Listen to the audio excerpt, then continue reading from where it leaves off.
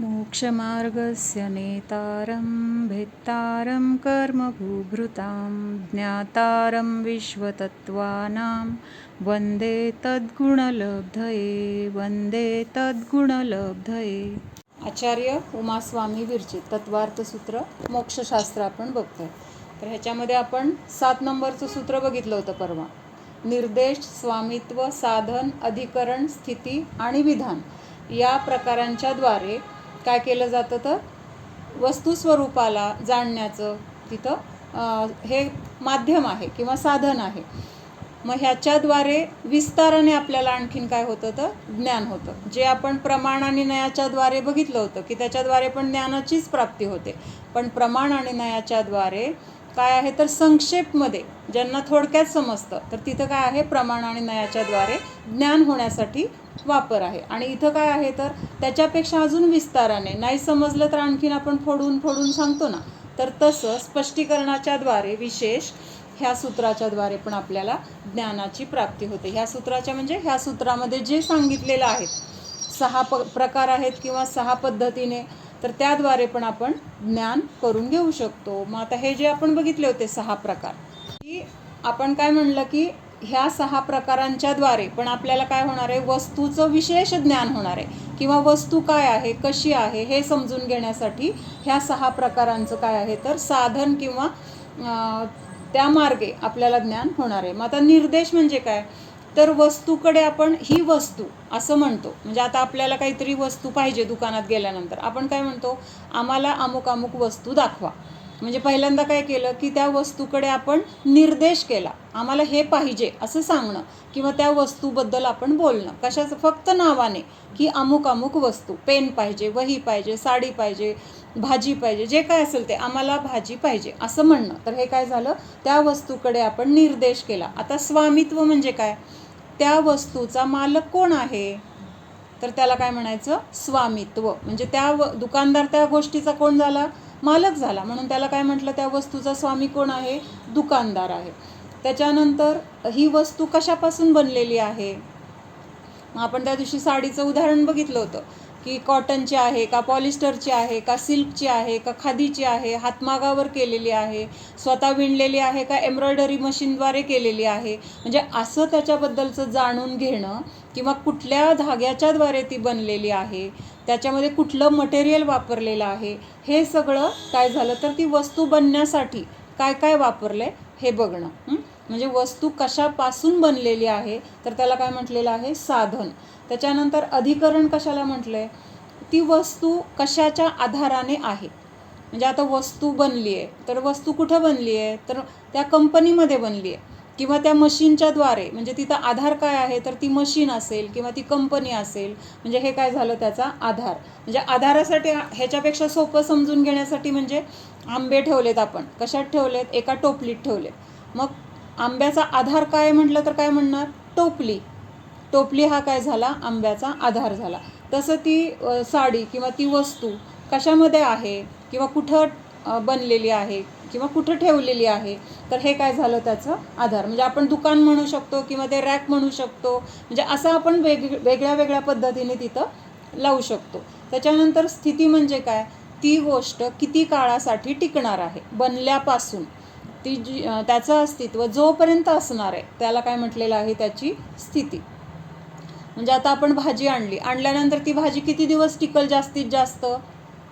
भाजी काढल्यापासून 4 दिवसाच्या आत वापरली किंवा 5 दिवसाच्या फ्रीज आहे तर त्याच्यानंतर तर मात्र काय होणार आहे ती नियमाने नासून जाणार आहे किंवा खराब होणार आहे.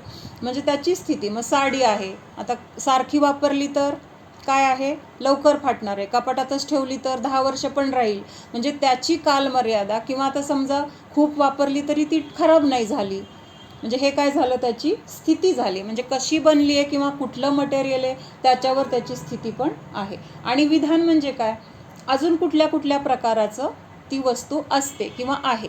जर साडी आहे तर आम्हाला कुठली पाहिजे साधी कॉटनची पाहिजे किंवा आम्हाला काय पाहिजे हातमाग पाहिजे, खादीची पाहिजे किंवा त्याच्यामध्ये पांढरीच पाहिजे, कलर नको. म्हणजे असं आपण त्याच्यामध्ये काय करतो कुठले कुठले प्रकार आहेत ते आम्हाला दाखवा किंवा ही डिझाईन नको दुसऱ्या कलरची अजून कुठले कलर आहेत असं त्याच्यामध्ये आपण काय करणं तर त्याचे प्रकार बघणं, तर हे काय आहे, विधान झालं. म्हणजे ह्या 6 पद्धतीने आपण काय केलं आहे, त्या वस्तूला जाणण्यासाठी ह्याच्याद्वारे आपण काय केले तर मदत घेतली ह्या साधनांची. म्हणजे कुठली वस्तू आहे किंवा ती कुणाची आहे, कुठं बनलेली आहे, कशापासून बनलेली आहे, किती दिवस टिकणार आहे, किंवा अजून कुठले प्रकार आहेत, हे सगळं काय केलं जातं तर ज्याद्वारे जाणलं जातं त्याद्वारे जाणून आपल्याला ज्ञान होतं. तर ते हे 6 प्रकार इथं 7 नंबरच्या सूत्रामध्ये सांगितलेले आहेत. आता पान नंबर आहे 35, पुस्तकातलं वाचते मी. निर्देश जीवादि 7 तत्वों की यथार्थ श्रद्धापूर्वक निज शुद्धात्मा का प्रतिभास विश्वास प्रतीति को निर्देश कहते हैं. मग आता ह्यांनी उदाहरण दिलं इथं की बाबा आता आपल्याला काय जाणायचं आहे, कशाचं ज्ञान पाहिजे, तर मला 7 तत्व काय आहे समजून घ्यायचं आहे, किंवा जीव काय आहे, किंवा सम्यक दर्शन काय आहे. तर आपल्याला जेव्हा ज्ञान नसतं तेव्हा उत्सुकता असते की नाही, कशाला म्हणतात सम्यक दर्शन, 7 तत्व काय आहेत, त्यांचं स्वरूप काय आहे. तर ते उदाहरण ह्यांनी इथं घेतलेलं आहे. तर ह्या 7 तत्वांचं श्रद्धान किंवा शुद्ध स्वरूपाचं श्रद्धान, तर हेच काय आहे आपल्याला तिथं जाणून घ्यायचं आहे. मग त्याचं तिथं काय केलं आहे, निर्देश केलेला आहे. मग आता दुसरं स्वामित्व कोण आहे, तर ह्या 7 तत्वांना जाणणारा किंवा सम्यक दर्शन ज्याला प्राप्त होणार आहे किंवा ज्याला प्राप्त करायचं आहे, तर तो स्वामी काय झाला, त्याचा मालक किंवा स्वामी असं म्हटलं जाणार आहे. मग आता स्वामी कोण आहे, हे 7 तत्वांना जाणणारा किंवा स्वतःच्या आत्मस्वरूपाची ज्याला रुची आहे, तर तो जीव आहे. मला जाणायचं आहे म्हणजे त्याचा स्वामी कोण झाला, तर मी. मला कुणाला जाणायचं आहे, 7 तत्वांना पण जाणणारा मी आहे. म्हणून तिथं स्वामित्व कोण सांगितले की संज्ञी पंचेंद्रिय भव्य जीव. काय काय सांगितलंय, स्वामित्व कोण आहे, म्हणजे स्वामी कोण होऊ शकतो सम्यक दर्शनाचा किंवा कुणाला स्वतःच्या आत्म्याचा अनुभव होऊ शकतो. तर पहिल्यांदा तर तो संज्ञी पाहिजे. संज्ञी म्हणजे काय, तर ज्याला मन आहे, म्हणजे 5 इंद्रिय तर आहेतच, प्लस तिथं काय पाहिजे, मन पण पाहिजे.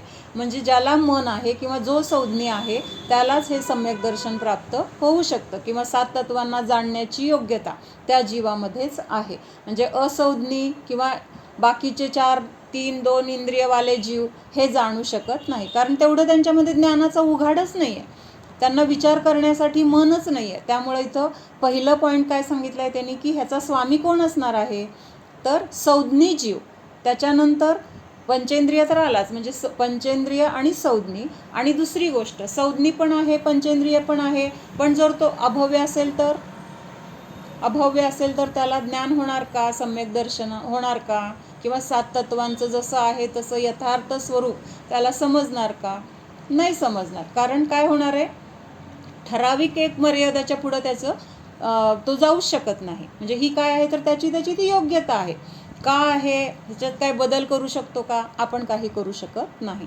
तर त्या द्रव्याची तशी ती योग्यता आहे. मग भव्य म्हणजे काय, ज्याच्यामध्ये सम्यक दर्शन प्राप्त करण्याची योग्यता आहे किंवा शक्ती आहे, तर तिथं त्या जीवाला भव्य म्हटलं जातं.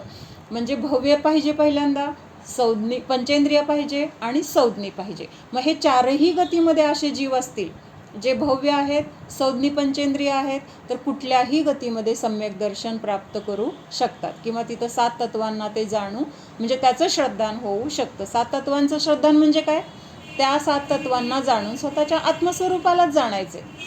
7 तत्वांचं श्रद्धान म्हणजे काय, त्याच्यामध्ये मुख्यता कोणाची आहे, जीवाची. मग त्या जीवाचं स्वरूप काय आहे, किंवा तो जीव दुःखी का आहे, कर्म काय येतात, कर्म बंद करण्यासाठी काय केलं पाहिजे, कर्म नष्ट करण्यासाठी काय उपाय आहे, म्हणजे हे सगळंच त्या 7 तत्वांमध्ये आहे. म्हणजे त्याच्यामध्ये मुख्यता कोणाची आहे, जीवाची आहे. म्हणजे जीवाला ह्या सगळ्या चक्रातून बाहेर पडायचं असेल तर हे सगळे त्याचे जे काही ज्या गोष्टीने तो दुःखी आहे, तर त्या गोष्टींना जाणण्यासाठीच तिथं 7 तत्व आहेत. म्हणून सांगितलं की 4ही गतीमधल्या जीवांना सम्यक दर्शन प्राप्त करण्याची योग्यता आहे. म्हणजे ह्याच्यामध्ये नारकी पण आले, तिर्यंचे पण आले, म्हणजे देव तर आलेच, तिथं तर सगळे अनुकूलता आहे, मनुष्य पण करू शकतात. पण तिथं काय आहे, तर भव्यत्व पाहिजे, त्या जीवामध्ये भव्य असला पाहिजे. म्हणजे तो स्वामी त्याचा झाला. त्याच्यानंतर साधन म्हणजे काय, ज्याच्याद्वारे ते प्राप्त होणार आहे. मग आता ते कशाच्या द्वारे प्राप्त होणार आहे, साधन के 2 भेद है, अंतरंग साधन और बाह्य साधन. म्हणजे आता आपल्याला सम्यक दर्शन प्राप्त करायचे, मग सम्यक दर्शन प्राप्त करण्यासाठी उपाय काय आहेत, कशाच्याद्वारे आपण सम्यक दर्शन प्राप्त करू शकणार आहे, तर 2 सांगितलं, एक अंतरंग आणि एक बहिरंग. आता अंतरंग कारण काय असणार आहे, तर स्वतःचा शुद्धात्मा, माझ्या आत्मस्वरूपाला जाणणं किंवा माझ्या आत्मस्वरूपाचं श्रद्धान, हे काय आहे तर मुख्यतेने अंतरंग साधन म्हटलं आहे. स्वशुद्धात्मा के त्रिकाली न्यायक भाव पारिणामिक भाव का आश्रय अंतरंग साधन है. काय सांगितलं, म्हणजे स्वतःच्या शुद्धात्म्याचा जो कसा आहे, तिन्ही काळामध्ये ज्ञायक स्वरूपी आहे. ज्ञायक म्हणजे काय, तृप्ती. ज्ञायक कशाला म्हटलंय,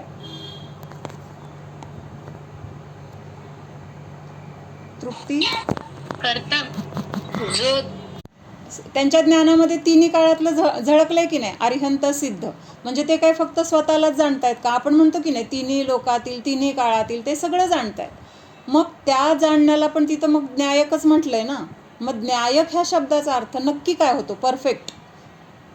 तर तिथं रागद्वेषाने रहित जाणणं आहे. कळलं का, मला हे अपेक्षित होतं. ज्ञायक म्हणजे आपण जाणतोय, जाणण्याची क्रिया चालू आहे, किंवा तिथं बाहेरचं पण जाणतोय, अंतरंगातलं पण जाणतोय, पण जाणत असताना हे माझं आहे, हे माझं नाही, किंवा हे माझ्यासाठी चांगलं आहे, हे माझ्यासाठी वाईट आहे, ह्याच्यामुळं मी सुखी आहे, मी दुःखी आहे, किंवा मला ते जाणण्याची इच्छा आहे, असे तिथं भाव नाही आहेत. तिथं सहजता आहे. काय समोर दिसलं त्याच्याबद्दल ना इष्टभाव ना अनिष्टभाव. आरशापुढे आपण उभारल्यानंतर आरसा काय करतो, आपल्याला बघून वा वा वा बरं झालं, सकाळपासून माझ्या पुढे कोण आलं नव्हतं, तू आली, मला बरं वाटलं, असं म्हणतो का, किंवा आलीच नाही दिवसभर म्हणून आपल्यावर रागात येतो का, काही नाही आहे. किंवा एखादी सुंदर स्त्री आली म्हणून त्याला आनंद झाला, एखादं कोण कुरूप गेलं म्हणून त्याला दुःख झालं, काही नाही. आरसा काम काय करतोय, जे समोर आलंय त्याला प्रतिबिंबित करतोय. फक्त जे काही दिसतंय ते त्याच्यामध्ये फक्त दाखवण्याचं काम आहे. तसं ह्या जगामध्ये जे जे काही आहे, आपल्या संयोगातील असेल, किंवा आपल्या शरीराचं असेल, किंवा आपल्या मनात येणारे विचार असतील, ह्या सगळ्यांना फक्त जाणत राहणं, ह्याला म्हटलंय ज्ञायकता. लक्षात येते का, खूप महत्त्वाचा शब्द आहे. म्हणजे ह्याच्याबद्दल आपल्याला असं पक्क ज्ञान झालं पाहिजे. ज्ञायकता म्हणजे काय, लक्षात लगेच समोर दिसली एखादी, आता आपण काय करतो, आपला मुलगा आला की काय होतं, लगेच आनंद होतो की नाही, तृप्ती. बघितल्यानंतर 8 दिवसांनी 15 दिवसांनी आला की मग तिथं ज्ञायकता राहिली का, तिथं काय, आला माझा मुलगा, किती दिवसांनी आला, त्याला हे आवडतं, त्याला ते आवडतं, म्हणजे तिथं आपण लगेच काय करतो, राग उत्पन्न झाला, मोह ममता उत्पन्न झाली. मग असं उत्पन्न होईल तर त्याला तिथं ज्ञायकता म्हणणार नाही. आपण जाणतोय, तिथं मुलाला जाणलं, त्याच्या काय आवडीनिवडी जाणल्या, पण त्यावेळेस तिथं जाणत असताना हा माझा मुलगा, ह्याला हे आवडतं, मला हे द्यायचंय, मला कधी त्याची काय पाहिजे ते करू, असं झालंय. म्हणजे हे सगळं काय आहे तर रागभाव झाला. आणि ह्या रागभावाने रहित नुसतं जाणलं, हां आला ठीक आहे, तुझी जे काही करायचं ते केलं, पण ते करत असताना तिथं त्याच्याबद्दल तुला इष्टभाव नाही आहे, किंवा अनिष्टभाव नाही आहे, किंवा खूप त्रास देतो म्हणून त्याचा तुला राग नाही आहे. हां, त्याचं जे काय असेल ते तुझं कर्तव्य तू केलं, ज्ञायकता म्हटलं ह्याला.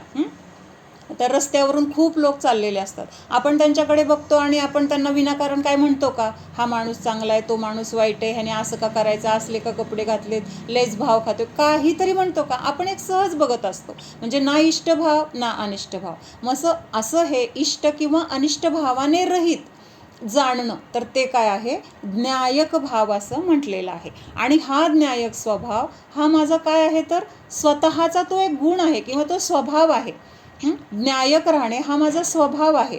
आणि आपण काय करतोय, तो स्वभाव असताना आपण त्याच्यामध्ये काहीतरी मिसळायला जातोय. काय मिसळतोय आपण, राग आणि द्वेष. हे माझं आहे, हे माझं नाही, किंवा हे माझ्यासाठी इष्ट आहे, हे माझ्यासाठी अनिष्ट आहे. ह्या 2 गोष्टीमुळेच आपला संसार वाढतोय, ह्या 2 गोष्टीमुळेच आपलं काय आहे तर कर्म बांधलं जाते. म्हणून इथं त्यांनी सांगताना काय सांगितलंय, स्वशुद्धात्मा के त्रिकाली ज्ञायक भाव.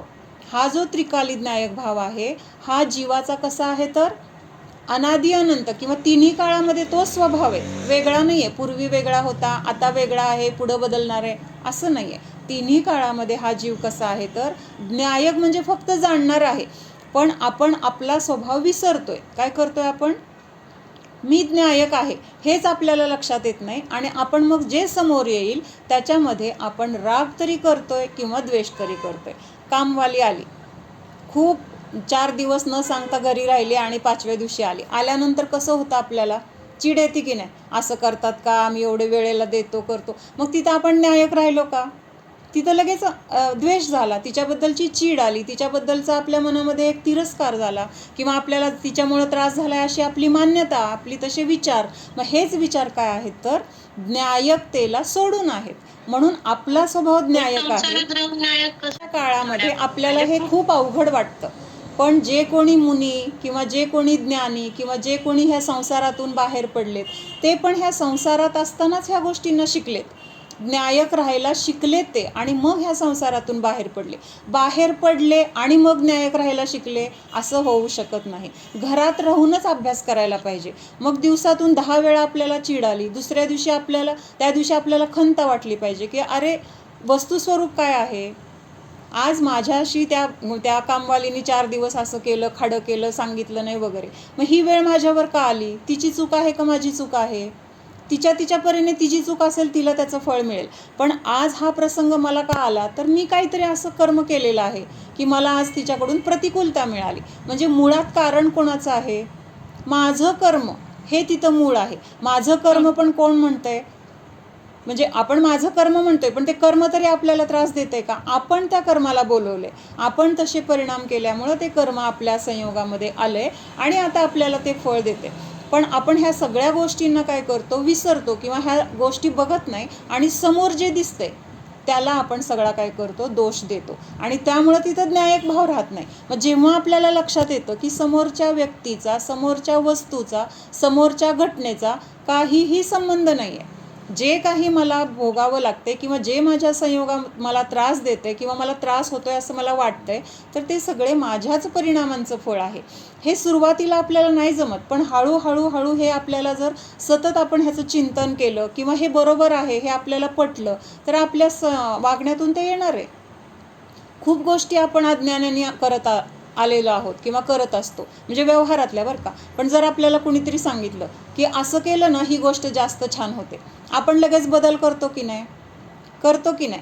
एखादी गोष्ट आपण करतोय, आपली गोष्ट करत असताना काहीतरी चुका होत असतील, व्यवस्थित होत नाही आहे, मग कुणीतरी बघितलं आणि सांगितलं ह्याच्यामध्ये ही ट्रिक आहे, तुम्ही असं करून बघा, तुम्हाला जास्त छान जमेल, आणि आपल्याला ती जमल्यानंतर आपण परत पुढच्या वेळेस करताना आपल्या पद्धतीने करतो का नवीन सांगितलेल्या पद्धतीने करतो? ज्याच्यातून आपल्याला सुख लागले किंवा ज्यामुळे ती गोष्ट चांगली बनली आहे, तर त्या गोष्टीचा तिथं आपण वापर करतो की नाही, त्या ज्ञानाचा. तसं आपल्या जीवनामध्ये आता हे पंचम काळामध्ये तर प्रतिकूलता पावलोपावली आहे, म्हणजे अशा गोष्टी तर घडणार.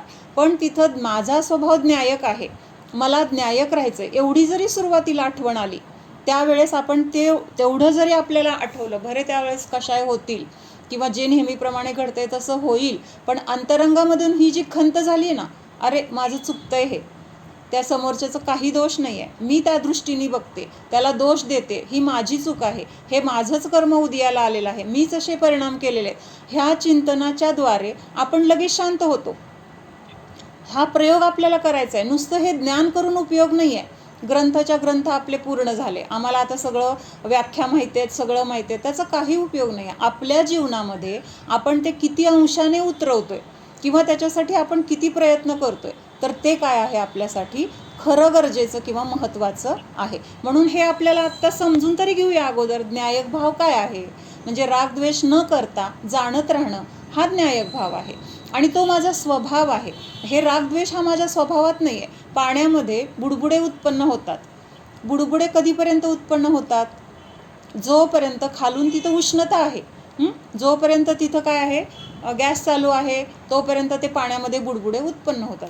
गॅस बंद झाल्यानंतर बुडबुडे होत आहेत का? आता गॅस बंद केला, आता बुडबुडे. संसारामध्ये न्यायक व्हायला समोरच्या माणसाने आपल्याला कसं विचार करावा आपल्याबद्दल, ते मला काय म्हणाल, त्याला काय वाटेल, ते माझ्याबद्दल असं वाटेल त्यांना, हे जे विचार करतो ना, हेच विचार चुकीचे आहेत.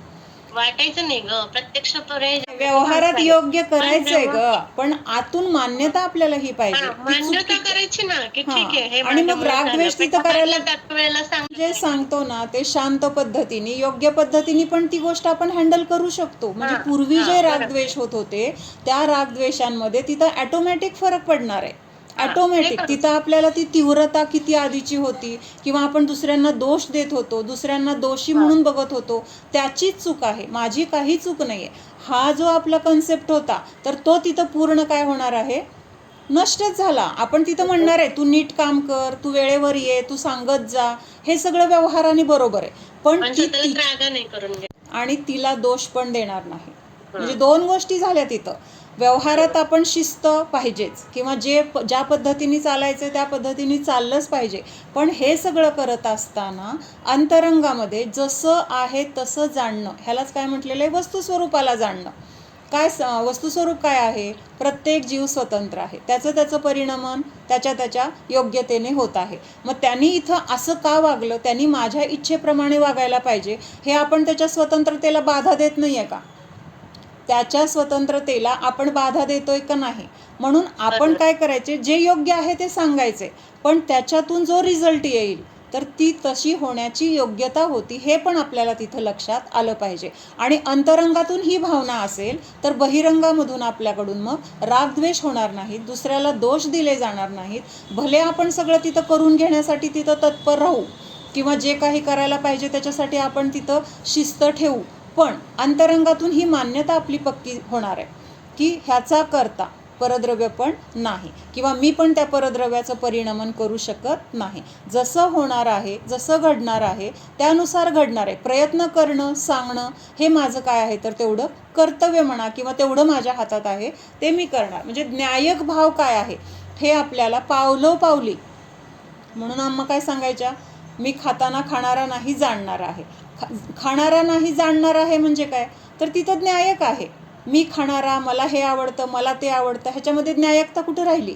मला तिखट आवडत नाही, मला गोड आवडतं, मला गोड आवडत नाही, मला तिखट आवडतं, मला लोणचं असल्याशिवाय चालत नाही, मला काहीतरी चटणी असल्याशिवाय चालत नाही, जे काही असेल, गरम पाहिजे, गार पाहिजे, मग हे सगळं जे आहे तर त्याच्यामध्ये आपली आसक्ती आहे, ही त्याच्यामध्ये न्यायक भाव नाही.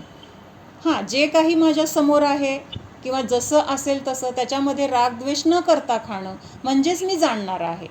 कळतंय का, खाणारा नाही जाणणार आहे. खातंय कोण, जातंय कुठं, अन्न शरीरामध्ये जातंय, शरीराची क्रिया आहे, शरीरामध्ये त्या गोष्टीचं काय आहे तर हालचाल म्हणा, किंवा जे काय आहे ते शरीराची आणि अन्नाचं, ह्या दोघांचं चाललंय, आणि जीव काय करतोय, फक्त जाणतोय. म्हणून ह्या गोष्टीचं आपल्याला काय झालेलं आहे, इतकी सवय बाहेरच्या गोष्टींची, जे काही मी खाणारा, मी करणारा, मी भोगणारा, माझ्याशिवाय, म्हणजे कर्ताबुद्धी आहे.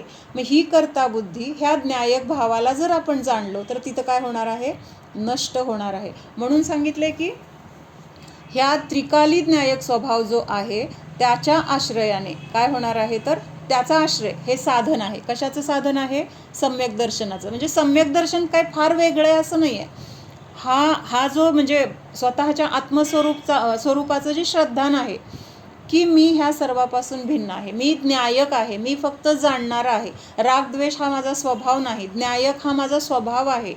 ह्या गोष्टींना जर आपण स्वतःच्या अंगामध्ये असं म्हणजे भिनलं पाहिजे, किंवा काय झालं पाहिजे, असं पूर्णपणे आपण त्याच्यामय झालो पाहिजे, तर त्यावेळेस आपल्याकडनं मग बाहेरच्या गोष्टी घडणार आहेत, पण त्याच्यामध्ये आपल्याला रस नसणार आहे. मुनीम काम करतोय, मालकाच्या दुकानामध्ये मुनीम काम करतोय, मालक तर त्या दुकानात फिरकत पण नाही आहे, कधीतरी 8 दिवसांनी 15 दिवसांनी येतोय, बघतोय, आणि ही काम कसं करतोय हा मुनीम, अतिशय मस्त करतोय, म्हणजे अगदी जणू काही त्याचं स्वतःचंच आहे. इतकं मन लावून प्रामाणिकपणे, कुठं नुकसान होऊ नये, कुठं जास्त फायदा होईल, हे सगळं विचार करून काय करतोय, तो धंदा चालवतोय, किंवा ते सगळं त्याचं काम करतोय.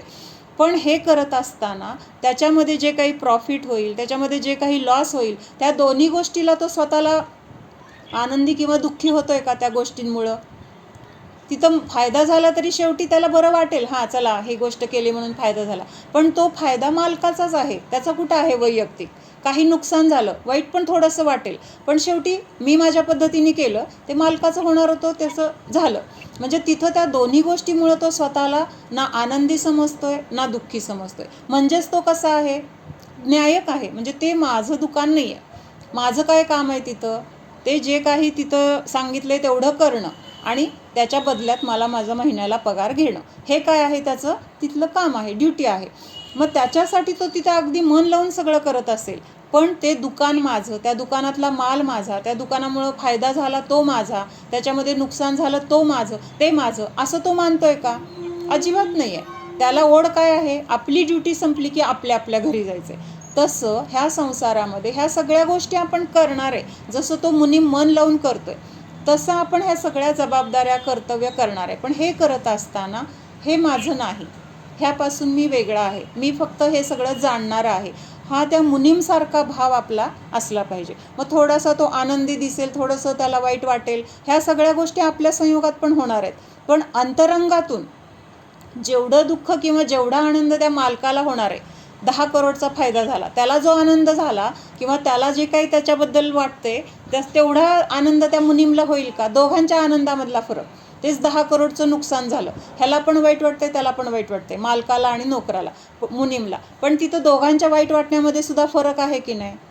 हा जो फरक आहे, तर तो फरक आपल्याला आपल्या रोजच्या जीवनामध्ये करायचा आहे. आपण ह्या सगळ्याचं मालक होऊन बसलो आहे, आम्हीच करणार, आमच्यामुळंच होणार, हे जे आपली मान्यता आहे, तर ही जी कर्ताबुद्धी आहे, तर ती कर्ताबुद्धी ह्या न्यायक स्वभावाला जाणलं तर काय होणार आहे? नष्ट होणार आहे. म्हणून हा आपला स्वभाव आहे आणि त्याच्या आश्रयाने सम्यक दर्शनाची प्राप्ती होणार आहे. तिर्यंच और मनुष्यगती में जाती स्मरण धर्मश्रवण जिनबिंब दर्शन ये निमित्त होते है. म्हणजे आता साधन सांगितलंय ना, अंतरंग साधन काय सांगितलं? स्वतःच्या आत्मस्वरूपाचं जाणणं. आता बहिरंग साधन काय आहे? 2 प्रकारची कारणं आहेत. एक तर आता आपल्याला दशम्या करायच्यात म्हणजे पहिल्यांदा बाहेरून कणित तर पाहिजे, हे बहिरंग साधन झालं. आणि दशमी कशी करायची हे ज्ञान कुणाला पाहिजे? मला पाहिजे, मग ते अंतरंग कारण. तसं इथं सम्यक दर्शन प्राप्त करण्यासाठी मला माझ्या आत्मस्वरूपाचं श्रद्धान पाहिजे, हे महत्त्वाचं. आणि दुसरं बहिरंगामध्ये ते श्रद्धान उत्पन्न होण्यासाठी मग तिथं जातीस्मरण असेल किंवा कधी धर्मश्रवण म्हणजे उपदेश ऐकला किंवा भगवंतांचं दर्शन केलं, मंदिरात गेलो आणि भगवंतांना पाहिलं, अरे भगवान किती शांत आहेत, किती सुखी आहेत, आनंदी आहेत, त्यांना माझ्यासारखं दुःख नाही, त्यांना कुठलं टेन्शन नाही, त्यांना काय करायची भानगड राहिलेली नाही, म्हणजे ते किती निवांत आहेत. आणि त्यांना बघून मला पण त्यांच्यासारखं सुखी व्हायचं. मला सुखी व्हायचं तर मग मी काय केलं पाहिजे? जे त्यांनी केलं तसं मला करायचं आहे. मग ते काय करतायत? सगळं सोडलं आहे त्यांनी. सोडलं आहे म्हणजे सगळ्या परिग्रहाचा त्याग तर बाहेरून झाला आहे, पण अंतरंगातून त्या परिग्रहाबद्दलचं जे काही मोह ममत्व एकत्व होतं, ममत्व होतं, ते सगळं त्यांचं काय झालेलं आहे? नष्ट झालं. म्हणजे सोडलं आहे कुठून? अगोदर अंतरंगातून सोडलेलं आहे, अंतरंगातून त्याग झाला, त्यानंतर ते बहिरंगातून नष्ट झालेलं आहे. मग असं त्यांनी हे केलं, तर मला पण हेच करायचं आहे. मग आपण कायमचं नाही सोडू शकत. 10 मिनटं मंदिरात बसल्यावर तर त्याचा त्याग करू शकतो. 10 मिनटं तरी आपण त्या सगळ्या गोष्टींचा विसर पाडून किंवा विसरून स्वतःच्या आत्म्याला, जसं भगवान जाणतायत त्यांच्यासारखं बसून त्यांनी काय केलं आहे? स्वतःच्या आत्म्याकडे लक्ष दिले. मला पण तेच करायचं आहे. असं करून आपण तिथं स्वतःला जाणायला लागलो, तिथं आत्मस्वरूपाचं श्रद्धान झालं, माझ्या आत्म्याचा मला अनुभव झाला, तर ते काय झालं? तिथं भगवान बहिरंग कारण झाले. म्हणजे भगवंतांना बघून मला सम्यक दर्शन झालं किंवा तिथं कोणीतरी मला 4 शब्द सांगितले आणि ते ऐकून मला तसं परिवर्तन करू वाटलं की मला हां हे बरोबर आहे आणि मला तसं काय करायचं आहे? तसं व्हायचं आहे. आणि मग मी स्वतःच्या आत्मस्वरूपाला जाणण्यासाठी प्रयत्न केला. तर हे काय झालं? मग बहिरंगातून कारण झालं. मग बहिरंगातून कारणं वेगळी वेगळी असू शकतात. मग इथं पहिलं कारण त्यांनी दिलं आहे जातीस्मरण. जातीस्मरण म्हणजे खूप तीर्थंकरांचं आपण बघितलं की नाही, काहीतरी आकाशात ढग बघितले आणि त्यांना वैराग्य का? तर मागच्या जन्मीचं काहीतरी आठवलं किंवा काहीतरी अशी घटना घडली आणि त्यांना जातीस्मरण झालं. म्हणजे झाड वाळलेलं बघितलं आणि त्यांना ते पूर्वीचं काहीतरी म्हणजे असं काही काही घटनांच्या द्वारे त्यांना काय झालेलं आहे? तिथं वैराग्याची प्राप्ती झाली. मग हे वैराग्य कशामुळे झालं? त्यांना जातीस्मरण. तसं सम्यक दर्शन होण्यासाठी सुद्धा जातीस्मरण हे कारण आहे. महत्त्वाचं कुठं उपयोग पडेल ह्या जातीस्मरणाचा? कुठल्या गतीमध्ये? 4 गती, मनुष्य गतीतच पडेल, नरक गतीमध्ये. कारण इतकं दुःख आहे की असं वाटतं का मला एवढं काच इथं दुःख होतंय. मग तिथं अवधी ज्ञान आहेच, त्याद्वारे मागच्या जन्मीचं काय ते सगळं आठवतंय. मग तिथं जातीस्मरण होते ना त्यांना. अवधी ज्ञानाच्या द्वारे जातीस्मरण होणार, ते ज्ञानाच्याच द्वारे होणार. मग तिथं अवधी ज्ञान आहे, कुअवधी आहे. बाई सगळेच नरकात थोडे जातात, जे जातात त्यांना लवकर होत असेल. म्हणजे तिथं मुख्यतः जाती स्मरणाची किंवा तिथं इतकं दुःख आहे. मग हे दुःख मला का आहे, तर मी मागच्या जन्मी असा जीवांना त्रास दिलाय, मी मागच्या जन्मी एवढी भोगांची आसक्ती केली आहे, किंवा एवढं काय केलंय, पापं केलेली आहेत, तीव्र कशाय केलेले आहेत, हे सगळं तिथं काय होतं, मग मागच्या जन्मीचं सगळं आठवतं. तिथं आपण असं होतो, हितं होतो, ह्या जीवाला असा त्रास दिला, ह्या जीवाला आपण असं बोललोय, ह्याला असं फसवलंय, हे सगळं आपल्याला आठवतं. जसं आता आपण काल काय दिवसभर केलं, आज आठवतंय की नाही आपल्याला, तसं तिथं मागच्या जन्मामध्ये काय काय घडले, आपण काय काय केलं हे आठवतं. आणि त्या चुकीचा पश्चाताप होतो. मग काय करायला पाहिजे होतं, कुणीतरी उपदेश दिलेला आठवतं. मग अरे ते मला सांगत होते धर्म करा, किंवा संसारामध्ये असं हे सगळं दुःखच आहे, मग हे सगळं मी त्यावेळेस स्वीकारलं नाही, हे आपल्याला तिथं जातीस्मरणाच्या द्वारे कळतं. आणि मग काय होतं तिथं, मग सम्यक दर्शन होतं. म्हणजे जातीस्मरण चारही गतीमध्ये असलं तरी जिथं जास्त दुःख वेदना आहेत तिथं काय, म्हणजे मुख्यतेने म्हटलं बरं का, म्हणजे नरकामध्ये जास्त दुःख वेदना आहे, म्हणून तिथं जातीस्मरण हे मुख्य कारण आहे असं सांगितलं. त्याच्यानंतर धर्मश्रवण म्हणजे कुणाचा तरी उपदेशाच्या द्वारे. जिनकल्याणक दर्शन. जिनकल्याणक दर्शन म्हणजे 5 कल्याणक जे होतात त्या 5 कल्याणकाला गेल्यानंतर खूप जणांना सम्यक दर्शन झालं, असं आपण चरित्र, तीर्थंकर चरित्र ऐकताना येत होतं का नाही हा विषय, की सम्यक दर्शनाची प्राप्ती झाली, कुणी दीक्षा घेतली, कुणी अणुव्रत घेतली, म्हणजे ते त्यांचं वैभव बघून किंवा त्यांचं ते इतकं सगळं अनुकूलता म्हणा, मग त्यांना हे सगळं का मिळालं, तर त्यांनी सगळं काय केले, मागच्या जन्मी सम्यक दर्शनाची प्राप्ती किंवा तिथं तप वगैरेच्या द्वारे ह्या उत्कृष्ट पुण्याची त्यांना प्राप्ती झालेली आहे. मग त्याच्यासाठी का होईना, ते बघून का होईना, तिथं आत्म्याची काय होते तर रुची, श्रद्धा उत्पन्न होते, आणि मग त्यामुळे तिथं सम्यक दर्शनाची प्राप्ती होते. म्हणून तिथं म्हटलंय जिन कल्याणक दर्शन. देववृद्धी दर्शन म्हणजे देववृद्धी दर्शन म्हणजे, मग आता आपण गेलोय तिथं समोसरणामध्ये गेलोय, समोसरणामध्ये कुठल्या कुठल्या गतीतले जीव असतात तृप्ती, म्हणजे समोसरणामध्ये नरकातली जीव येऊ शकणार नाहीत. तिथं कोण आहे, फक्त देव, मनुष्य आणि तिर्यंच. मग ह्या तिघांना तिथं म्हणजे देवगतीतले जीव येतात, असे विमानातून येतात, किंवा इतकं त्यांचं सगळं उत्कृष्ट वैभव, दिव्य तेजस्वी शरीर, किंवा सगळं अगदी म्हणजे काय आणिमा महिमा वगैरे ह्या सगळ्या वृद्धी आहेत त्यांना. त्या वृद्धीच्या द्वारे ते कसली कसली रूपं घेत आहेत, काहीही करू शकतायत. म्हणजे हे सगळं त्यांना का मिळालं, सम्यक दर्शन आहे त्यांच्याजवळ. मग ते सम्यक दर्शन माझ्याजवळ नाही आहे, मग मला पण ते प्राप्त करायचं आहे. म्हणजे असं त्यांना बघितल्यानंतर आपल्याला पण तसं व्हावंसं वाटतं, आणि आपण तसा प्रयत्न करतो, व्यवहारात करतो की नाही. कुणाच्या तरी घरी गेलो आणि एखादी छान गोष्ट वाटली किंवा योग्य आहे असं वाटलं की लगेच आपण तसं करण्याचा प्रयत्न करतो. म्हणजे ते बघून आपण शिकतो की नाही चांगली गोष्ट काय आहे, किंवा असं करणं जास्त चांगलं आहे, म्हणजे आपण लगेच काय करतो, त्या गोष्टीला ग्रहण करतो. तसं ह्या देवांचं हे सगळं वृद्धी वगैरे पाहून, त्यांचं वैभव पाहून तिथं काय होतं, हे ह्यांना का मिळालं आहे, तर ह्यांनी सम्यक दर्शन प्राप्त केलं आहे, म्हणून मग ते आपण पण प्राप्त केलं पाहिजे असं तिथं आपल्याला प्रेरणा मिळते. और 12वें स्वर्ग से 16वें स्वर्गपर्यंत जातिस्मरण धर्मश्रवण जिनकल्याणक दर्शन कारण है. 9वें ग्रैवयक में जातिस्मरण और धर्मश्रवण कारण होता है. नरक गति में 3रे नरक तक जातिस्मरण धर्मश्रवण और दुख अनुभव निमित्त होता है, एवं 4थे से 7वें नरक तक जातिस्मरण और दुःख अनुभव निमित्त होता है. म्हणजे कुठल्या कुठल्या गतीमध्ये कुठल्या निमित्ताने सम्यक दर्शन होतं त्याची मुख्यता सांगितली आहे. त्याचं ते 12व्या स्वर्गापर्यंत, 16व्या स्वर्गापर्यंत, किंवा 9व्या ग्रैवयकाच्या पुढं कुठल्या कुठल्या तिथं उपायांच्या द्वारे, म्हणजे जातीस्मरण आहे किंवा धर्मश्रवण आहे. काही देव काय करतात तर जिनकल्याणक, पंचकल्याणकला पण जात नाहीत. कुठले देव जात नाहीत, फक्त म्हणजे तपकल्याणक किंवा दीक्षा कल्याणकालाच येतात, पण बाकीच्या 4ही कल्याणकाला येत नाहीत. असे कुठले देव आहेत, किंवा 5ही कल्याणकाला येत नाहीत, असे कुठले देव आहेत. लोकांतिक देव येतात फक्त, म्हणजे वैराग्य झाल्यानंतर अनुमोदना देण्यासाठी, म्हणजेच दीक्षा घ्यायला निघालेत भगवान आता तीर्थंकर, त्यावेळेस ते येतात आणि त्यांच्या वैराग्याची अनुमोदना करून निघून जातात. पण ह्या वैराग्य कल्याणकाला सुद्धा किंवा ह्या दीक्षा कल्याणकाला सुद्धा न येणारे देव स्वर्गात आहेत. ते कुठले आहेत, म्हणजे हे सर्व, तर ते अहमिंद्र म्हणजे सर्वार्थ सिद्धी वगैरे हे जे 5 स्वर्ग आहेत तर तिथल्या स्वर्गामधल्या देवांना पंचकल्याणकाला जायची पण तिथं त्यांना इच्छा नसते. इच्छा नसते म्हणजे आपण एखादी गोष्ट करतो, का करतो? आपल्याला ती करण्याची इच्छा असते. बघा ना, आपण विचार करा, कुठली पण गोष्ट आपण करतोय, त्याच्या मागं आपलं इच्छा नाही आहे ना आपण उगीच ती गोष्ट केली, असं होतं का?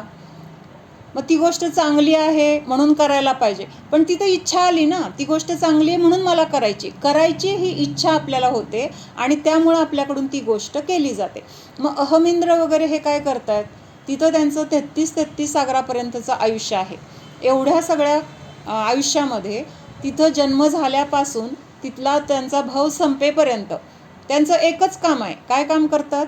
एक तत्त्वज्ञानाची चर्चा, जिनवाणीची चर्चा, द्वादशांगाची चर्चा. आणि या 33 सागरामध्ये एकदा झालेला विषय परत रिपीट होत नाही. म्हणजे आज एक विषय झाला ना, परत त्या 33 सागरामध्ये तो विषय होणारच नाही. म्हणजे इतकी जिनवाणी अगाध आहे. आणि ह्या 33 सागरामध्ये ते कुठं फिरायला जात नाहीत, भोग भोगण्याची त्यांना इच्छा नाही, किंवा त्यांना स्वतःच्या कुठल्या ह्या वैभवाची असं किती महत्ता नाही, पण फक्त एक धर्माची चर्चा ह्याच्यासाठीच ते सगळं आयुष्य घालवतात. पण असं असताना सुद्धा पंचकल्याणकाला जायची त्यांना काय होत नाही, इच्छा होत नाही. म्हणजे इतकं त्या तत्त्वज्ञानामध्ये ते त्यांना त्या तत्त्वज्ञानाचं महत्त्व आहे, किंवा तिथं जाऊन जे करणार आहे, तिथं जाऊन जे मिळणार आहे, तर ते सगळं त्यांना तिथं त्यांच्या विमानामध्ये बसूनच मिळतं आहे. त्यामुळं तिथं पंचकल्याणकाच्या वेळेस जाण्याची त्यांना गरज वाटत नाही. लक्षात येते का? तृप्ती पुढे मंद आहेत आणि भगवंतांना ते 7 पावलं तिथून पुढं म्हणजे जिथं बसलेले असतात, समजा आता कुठलं तरी कल्याणक आहे, जन्मकल्याणक आहे, मग त्यावेळेस त्यांचं आसन कंपायमान होतं. तिथून उठून एक 7 पावलं पुढं जातात आणि त्या भगवंतांना नमस्कार करतात आणि परत आपल्या स्थानावर येऊन काय करतात, चर्चा परत सुरू करतात. त्यामुळं तिथं त्यांना तिथून जायचं आहे, परत तिथं कसं चाललंय, काय चाललंय ऐकायचं आहे. कारण दिव्यध्वनीमध्ये जे सांगितलं जाते ते सगळं ज्ञान त्यांना आहे. द्वादशांगाचे ते धारी आहेत. म्हणजे सगळं येतंय म्हणल्यानंतर परत तिथं जाऊन वेगळं काय करायचं आहे? म्हणजे तेवढी तिथं कषायांची किंवा कषायांची मंदता आहे, किंवा त्यांना कुठलीही इच्छा नाही. त्यामुळे ते 5ही कल्याणकाला येत नाहीत. आता इथं काय सांगितलंय, नरक में तिसरे नरक तक जातीस्मरण धर्मश्रवण और दुःखानुभव निमित्त आहे. मग ह्याचं काय कारण आहे की 3ऱ्या नरकापर्यंतच धर्मश्रवण सांगितलंय, 4थ्या नरकापासून पुढं काय सांगितलंय, जातीस्मरण आणि दुःखाचा अनुभव, ही 2च कारणं सांगितले. आणि 3ऱ्या नरकापर्यंत 3 कारणं सांगितले, जातीस्मरण, धर्मश्रवण आणि दुःखाचा अनुभव. दुःखाचा अनुभव म्हणजे वेदनेचा अनुभव. मग 3ऱ्या नरकाच्या पुढं धर्मश्रवण का नाही घेतलं? नरकाच्या पुढं स्वर्गातील देव जात नाहीत, 3ऱ्या नरकापर्यंतच जातात. मग 3ऱ्या नरकामध्ये पर्यंतचे जे जीव असतात त्यांनाच तिथं त्यांच्याद्वारे उपदेश दिला जातो. बाकीचे मुनी वगैरे तर जायचा काही प्रश्न नाही. नरकामध्ये जाऊ शकेल कोण, तर एक देव, ते सुद्धा त्यांच्याकडे तेवढ्या वृद्धी आहे, तेवढी त्यांची शक्ती आहे, म्हणून तिथंपर्यंत ते जातात. पण त्यांची शक्ती पण 3ऱ्या नरकापर्यंतच आहे. आणि हे अहमिंद्र वगैरे हे जाऊ शकतात, पण त्यांना जायची इच्छा नाही आहे. तेवढं बळ त्यांच्यामध्ये आहे की ते 7व्या नरकापर्यंत पण जाऊ शकतील. पण ते त्यांना जायची, जिथं पंचकल्याणकाला जात नाही तिथं नरकामध्ये त्यांना जाऊन सांगायचे काय भाव होणार आहे. म्हणजे असं इच्छेचा प्रश्न आहे, तिथं त्यांना तशा इच्छा नसतात.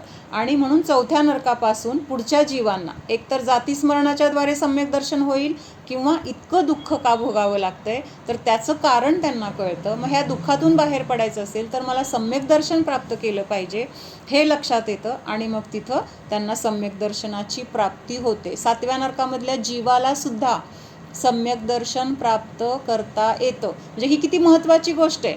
म्हणजे 7व्या नरकामध्ये जन्मलाय म्हणजे तो किती पापी असणार आहे, मागच्या जन्मामध्ये त्यांनी किती क्रूरता केली असेल, किती काय काय पापं केली असतील. पण 7व्या नरकामध्ये गेल्यानंतर त्याच्यामध्ये ती योग्यता तरी आहे की सम्यक दर्शन प्राप्त करेल.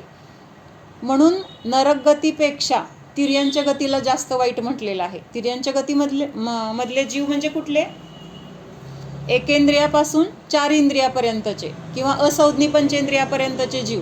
कारण तिथंपर्यंतच्या जीवांना सम्यक दर्शन प्राप्त करण्याची योग्यताच नाही. संज्ञी पंचेंद्रिय भव्य असतील तर त्यांना प्राप्त होईल तरी, पण नरकामधल्या सातव्या नारकीला सुद्धा तिथं काय होणार आहे, सम्यक दर्शन प्राप्त करण्याची योग्यता आहे. पण निगोदी जीव करू शकतील का सम्यक दर्शनाची प्राप्ती? नाही करू शकत. म्हणून आपण आत्ता आपल्या मनुष्य जन्माचा पहिला महत्त्वाचा फायदा सम्यक दर्शनाची प्राप्ती करून घेणं आहे. नाहीतर मग अशा जर गतीला आपण गेलो तर तिथं आपल्याला ते करायचे हे पण आपल्याला कळत नाही, किंवा तशी अनुकूलता असण्याचा पण तिथं प्रश्न नाही. एखाद्या जीवाला आपण सांगितलं बाबा सम्यक दर्शन प्राप्त कर, मुंगीला सांगितलं, कळतंय का तिला? तेवढी त्याचं ज्ञानच नाही आहे, तेवढी शक्तीच नाही आहे. म्हणजे हे सगळं असं आहे. म्हणून तिर्यंच्या गतीपेक्षा नरक गती बरी, किंवा नरक गतीपेक्षा तिर्यंच्या गती वाईट असं म्हटलं जातं. तर ते एका ह्या कारणासाठी की बाबा तिथं सम्यक दर्शन प्राप्त करण्याची योग्यता नाही काही अंशाने. म्हणजे संज्ञी पंचेंद्रिय भव्य असतील तेवढ्यांनाच होईल, पण त्या खालच्या जीवांना मात्र सम्यक दर्शनाची योग्यता नाही. म्हणून त्यापेक्षा म्हणजे नरक का बरा, तर सम्यक दर्शन प्राप्त करू शकतो एवढ्याच अपेक्षेने. पुढं सांगितलंय की उपरोक्त धर्मश्रवण सम्यक ज्ञानियों से ही प्राप्त होना चाहिए. आता हा पण एक मुद्दा आहे की उपदेश आता कोणी पण सांगायला लागलं, उपदेश कोणी पण दिला तर त्याच्याद्वारे, म्हणजे आता त्याला सम्यक दर्शन नाही आहे किंवा त्याला आत्म्याचं श्रद्धान नाही आहे, फक्त ज्ञान आहे पोपटपंची, आणि त्यांनी जर उपदेश दिला तर त्याचा उपदेश कार्यकारी ठरत नाही. कार्यकारी ठरत नाही म्हणजे समोरच्या माणसावर त्याचा इफेक्ट असा होत नाही की सम्यक दर्शनाची प्राप्ती होईल. लक्षात येते का काय म्हणायचे? म्हणजे स्वतः तो जीव त्या तत्त्वज्ञानाने असा परिपूर्ण किंवा सम्यक दृष्टी असला पाहिजे, किंवा आत्म्याचं श्रद्धान त्याला असलं पाहिजे, आणि त्याच्याद्वारे जर मग तिथं उपदेश दिला गेला तर मग समोरच्या जीवाला पण सम्यक दर्शन प्राप्त होऊ शकतं. सगळ्यांनाच होतं असं नाही बरं का, पण ज्याची योग्यता असेल त्यांनी त्या उपदेशाला ग्रहण केलं तर त्याला सम्यक दर्शन प्राप्त होऊ शकतं. पण नुसतंच ज्ञान आहे, कोरडं ज्ञान, म्हणजे ते सांगण्यापुरतं आहे, प्रत्यक्षात आचरणातून नाही, श्रद्धेतून नाही, तर त्या ज्ञानाचा समोरच्याला उपयोग होत नाही. म्हणजे आपण हे व्यवहारात पण बघितलंय की नाही, की महात्मा गांधींना त्यांच्याकडे एक बाई एका छोट्या मुलाला घेऊन गेली आणि काय म्हटली की तुम्ही ह्याला सांगा की गूळ खाल्ल्यानंतर किती त्रास होतो, हा सारखा गूळ खातो, खाऊ नका म्हणून सांगा, तुम्ही सांगितलं तर तो ऐकेल.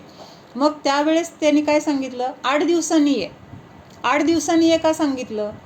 आधी मी सोडतो. हां, म्हणजे त्या गोष्टीचा इफेक्ट मी आत्ता जर सांगितलं तर होणार नाही, कारण मी स्वतः ती चूक करतोय किंवा ती गोष्ट मी सोडलेली नाही आहे. आणि मी समोरच्याला सोडा म्हणलं तर सिगरेट फुंकतायत शिक्षक आणि शिकवतायत काय, सिगरेट पिणे वाईट आहे, तंबाखू खाणे वाईट आहे असं म्हणतायत आणि तंबाखू चोळतायत. त्या समोरच्या मुलांना म्हणजे कुठली गोष्ट जास्त इफेक्टिव्ह आहे, त्यांचं सांगणं का त्यांचं वागणं? ते जे कृती करतायत त्याचा जास्त इफेक्ट होतो. म्हणून अगोदर ते स्वतः आचरणात असेल तर त्याचा इफेक्ट होतो. म्हणून सांगितलं की मग काय सांगितलं महात्मा गांधींनी, 8 दिवसांनी आल्यावर तेच सांगितलं की बाबा खाऊ नको गूळ. मग आई काय म्हणली, मग तुम्ही हे 8 दिवसापूर्वी सांगायचं, मला कशाला परत बोलवलं? मग तेव्हा सांगितलं की मी जर तेव्हा सांगितलं असतं तर ह्याला त्याचा फरक पडला नसता. आज मी पण तेवढ्या ठामपणे सांगू शकतो बाबा ही गूळ खाणं चुकीचं आहे किंवा ह्याच्याने असा त्रास होतो, तू खाऊ नको.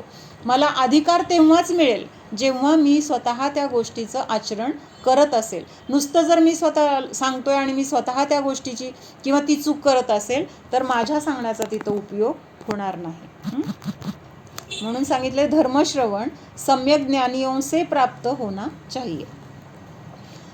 सभी आता एक शंका आहे, सभी नारकी जीव विभंग ज्ञान द्वारा 1, 2 या 3 आदि भव जानते हैं, उससे सभी को जाति स्मरण होता है, इसलिए क्या सभी नारकी जीव सम्यक दृष्टी हो जाएंगे?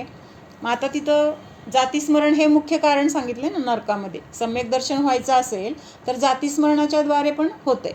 मग आता सगळ्याच नारकी जीवांना काय आहे, जातीस्मरण होऊ शकतं. सगळ्याच जीवांना अवधिज्ञान आहे तिथं, नरकामध्ये जन्म घेतानाच अवधिज्ञान असतंच तिथं. मग अशा जीवांना मग सगळ्यांनाच होतंय का तिथं सम्यक दर्शन, असा प्रश्न आहे.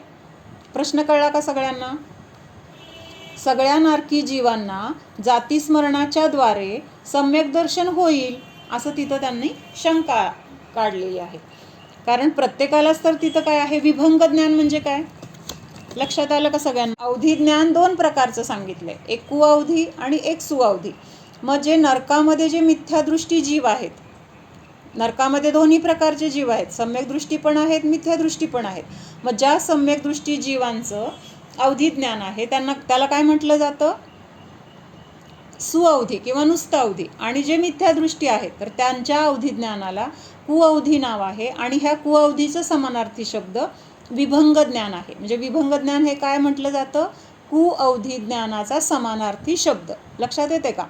मग सगळ्या नारकी जीवांना जर हे आहे मिथ्यादृष्टी, जे आता विभंग ज्ञान आहे म्हणजे तो नियमाने मिथ्यादृष्टी आहे किंवा त्याला सम्यक दर्शन नाही आहे, मग तिथं ह्याच्याद्वारे जातीस्मरण झालंय, मग सगळ्याच जीवांना व्हायला पाहिजे जातीस्मरण. तर असं होतंय का, असं तिथं प्रश्न आहे. मग समाधान, सामान्यतया भवस्मरण द्वारा सम्यक्त्व की प्राप्ति नहीं होती, किंतु पूर्व भव में धर्म बुद्धि से किए हुए अनुष्ठान विपरीत विफल थे, ऐसी प्रतीति प्रथम सम्यक्त्व की उत्पत्ति का कारण होती है. इसी बात को ध्यान में रखकर भवस्मरण को सम्यक्त्व की उत्पत्ति का कारण कहा है. मग आता सगळ्यांना जातीस्मरणाच्या द्वारे तर कळतंय की मला हे दुःख का मिळालंय, मी मागच्या जन्मी असं असं केलं होतं. मग सगळ्यांनाच तिथं सम्यक दर्शन होत नाही असं सांगितलंय. का नाही होत? तर ज्यांना सम्यक दर्शन प्राप्त होतं त्यांनी मागच्या जन्मी काहीतरी धर्म केलेला आहे किंवा ऐकलेला आहे किंवा ऐकलाय पण तिकडं लक्ष दिलेलं नाही. म्हणजे धर्माच्या सानिध्यात त्या जीवाने काहीतरी तिथं अनुष्ठान म्हणजे काय, वेळ दिलेला आहे, पण ते जे काही क्रिया केल्या असतील किंवा धर्माबद्दलची जी काही मान्यता असेल तर ती मान्यता विपरीत होती म्हणजे काय, चुकीच्या कल्पनेने, म्हणजे शुभभावाने धर्म होतो असं मानलं असेल किंवा चुकीच्या गोष्टी करून तिथं मी धर्म केला असं मानलं असेल. मग असं तिथं करून काय झालेलं आहे, धर्म करायचे भाव तर होते पण करताना तिथं चुकीच्या ज्ञानाच्या द्वारे किंवा चुकीच्या क्रियेच्या द्वारे तिथं काय झालेलं आहे, त्यांच्याकडून धर्म योग्य झालेला नाही किंवा तिथं पापच झालेलं आहे. मग अशा जीवांना नरकात गेल्यानंतर ते आठवतं की मी ह्या धर्माच्या क्रिया तर केल्यात, पण त्या क्रिया करत असताना सुद्धा मला पुण्य कसं बांधलं गेलं नाही, मी तर धर्म केलाय, मग काय चुकलं माझं. मग तिथं लक्षात येतं की माझी अशी इथं विपरीत मान्यता होती किंवा माझं इथं हे चुकलं होतं. मग हे तिथं ज्ञान झाल्यानंतर तो काय करतो, त्या मान्यतेमध्ये बदल करतो आणि मग अशी मान्यता बदलली की तिथं त्याला सम्यक्त्वाची प्राप्ती होते. नारकी जीवों के पूर्व भव का स्मरण होने पर भी बहुतों को उपरोक्त उपयोग का अभाव होता है. आणि मग जे जीव सम्यक दर्शन प्राप्त करत नाहीत त्यांना तिथं जातीस्मरण झालं तरी सुद्धा ते जे योग्य आहे किंवा काय खरं आहे त्याच्यानुसार तिथं पुरुषार्थ करत नाहीत. तिथं ते काय करतात, त्यांनी त्रास दिला त्याला परत त्रास द्यायला, तिथं ते जे काही चाललेलं आहे मारामारी, एक दुसऱ्यांना छळणं, त्रास देणं, तर त्याच्यामध्येच त्यांचं काय होतं, परत त्याच्यामध्येच ते लीन होऊन जातात. आणि पूर्वी जे झाले त्याच्यामध्ये आपण बदल करायला पाहिजे किंवा आपलं चुकलंय हा पश्चाताप त्यांना होत नाही. त्यामुळं ज्यांना होत नाही तर त्याचं कारण हे आहे की ते जसं आहे तसं तिथं बदल करण्यासाठी प्रयत्न करत नाहीत. जरी जातीस्मरण झालं तरी पण ते जातीस्मरण काय करतात, त्यांनी मला असं फसवलं होतं का मागच्या जन्मी, आता मी त्याचा बदला घेतो. म्हणजे जातीस्मरणाचा पण तिथं काय करतात, ते गैरवापर करतात. लक्षात येते का? म्हणजे आपल्याला कुणीतरी फसवलं होतं, ते आपल्याला मागच्या जन्मी लक्षात नव्हतं आलं. म्हणजे काही गोष्टी अशा खूप मागं पडतात की ज्या समोरच येत नाहीत किंवा ज्या असं लपून राहतात किंवा त्यातच आपलं आयुष्य संपून जातं. पण त्या घटना तर घडल्यात. कुणीतरी आपल्याला फसवलं असतं, कधी कधी आपण कुणाला तरी फसवलेलं असतं, पण ती गोष्ट उघडकीला आलेली नसते. मग तिथं गेल्यानंतर ते जातीस्मरणाने ते लक्षात येतं, माझं ह्यानी मागच्या जन्मी हे हडप केलं होतं किंवा मला ह्यानी त्याने असा त्रास दिला होता, माझ्याबद्दल तो मागं असं बोलला होता. मग तिथं काय करतो, असं बोलला का, थांब आता मी तुझा बदला घेतो, तू मला फसवलं होतं का, माझं असं केलं होतं का, मी आता बदला घेतो. म्हणजे त्या जातीस्मरणाचा वापर ते अशा पद्धतीने करतात आणि तिथं सम्यक्त्वाची प्राप्ती होत नाही. ऊपर कहे गए प्रकार का जातीस्मरण प्रथम सम्यक्त्व की उत्पत्ती का कारण होता है. मग जिथं पहिलं जे सांगितलंय, धर्म केलाय पण चुकीच्या पद्धतीने केलाय किंवा खूप वेळा आपल्याला पण लहानपणी होतं की नाही, सांगायचे असं करायला पाहिजे तसं करायला पाहिजे, हे सांगतायत किंवा अजूनही खूप लोक असं म्हणतायत, काय करतायत धर्म, त्यांना काय काम नाही. म्हणजे अशा चुकीच्या गोष्टी आपल्याकडून काय केल्या जातात, बोलल्या जातात किंवा चुकीचा आपल्याकडून प्रसार होतो आणि मग त्याचं फळ आपल्याला जेव्हा तिथं गेल्यानंतर लक्षात येतं, मग अरे मी धर्माला नावं ठेवली, अरे मी धार्मिक लोकांना असं बोललो, मग ते माझं चुकलं. मग हे सगळं तिथं काय होतं, पश्चाताप होऊन तिथं सम्यक्त्वाची प्राप्ती होते.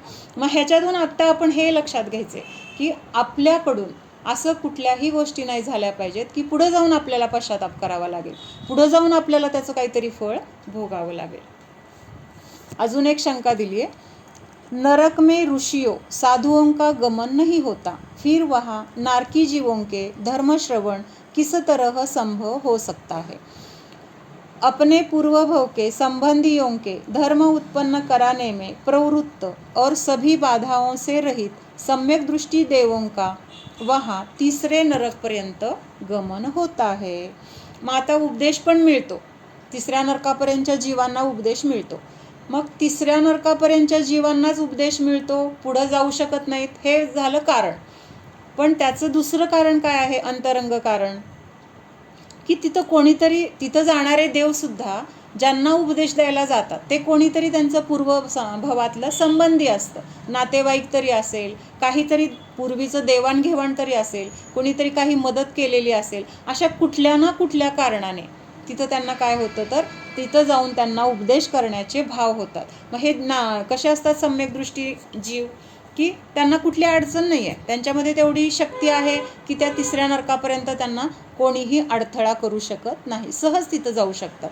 मग असे देव तिथं जातात आणि आपल्या पूर्वभवामधले जे कोणी संबंधी नातेवाईक आहेत तर त्यांना तिथं धर्माचा उपदेश दिला जातो. ह्याचं उदाहरण म्हणजे सीता कुठे गेली, 16व्या स्वर्गामध्ये प्रतींद्र म्हणून ती जन्मली.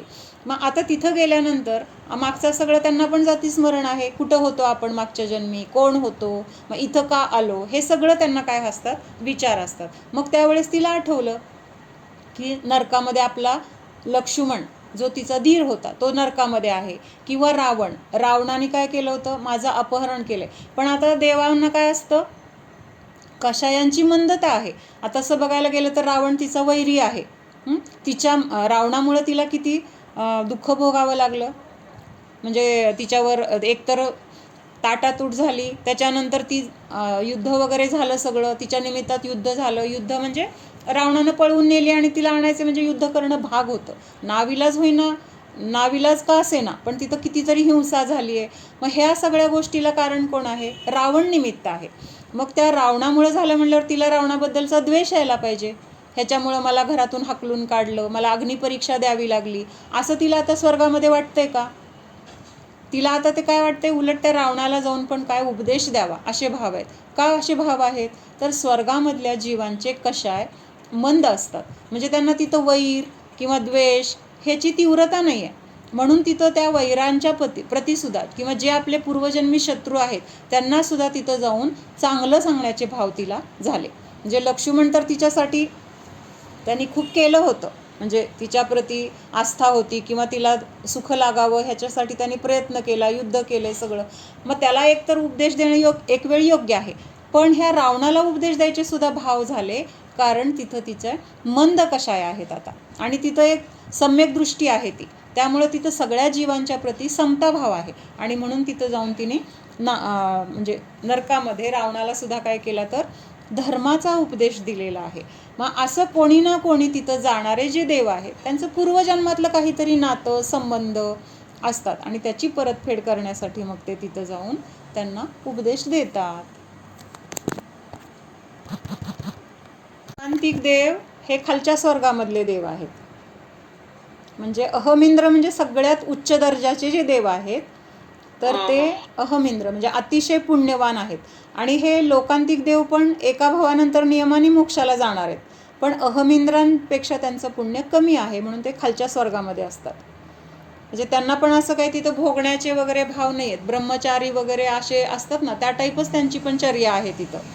त्यांना पण देवी वगैरे नाही आहे, पण तरी पण त्यांना तेवढी त्यांची हे नाही अजून काय, म्हणजे पंचकल्याणकामध्ये सगळ्याला नाही जाऊ वाटलं, पण तिथं दीक्षा कल्याणकाला येण्याचे त्यांचे भाव होतात, म्हणून ते अहमिंद्रांपेक्षा कमी पुण्य आहे, एवढंच त्यांचं काम आहे. म्हणजे एवढंच तिथं काय आहे, फरक आहे, बाकी काय नाही आहे. सावधान जाणा, हा मी शुद्ध जीव आहे, जाणणारा आहे, मात्र जाणत आहे. जाणणे सोडून मी अन्य काहीही करणारा नाहीच. जाणा, हा मी ज्ञायक स्वरूपी आहे. मात्र जाणणे म्हणजेच ज्ञायक स्वरूप आहे. रागद्वेषाने रहित जाणणे हेच ज्ञायक स्वरूप आहे. कुठलेही संयोग, कुठलेही जीव, कुठलेही प्रसंग माझ्यासाठी इष्टही नाहीत, अनिष्टही नाहीतच. या सर्व गोष्टींना मी मात्र जाणणारा आहे. तोच माझा स्वभाव आहे. आजपर्यंत या ज्ञायक स्वरूपाला जाणले नाही. रागद्वेषालाच स्वभाव मानला. ही मान्यताच बदलायची आहे. रागद्वेषाने रहित मी मात्र जाणणाराच आहे. ज्ञायक स्वरूपोऽहम्, रागद्वेषरहित स्वरूपोऽहम्, इष्ट अनिष्ट भावरहित स्वरूपोऽहम्, ज्ञाता द्रष्टा स्वरूपोऽहम्,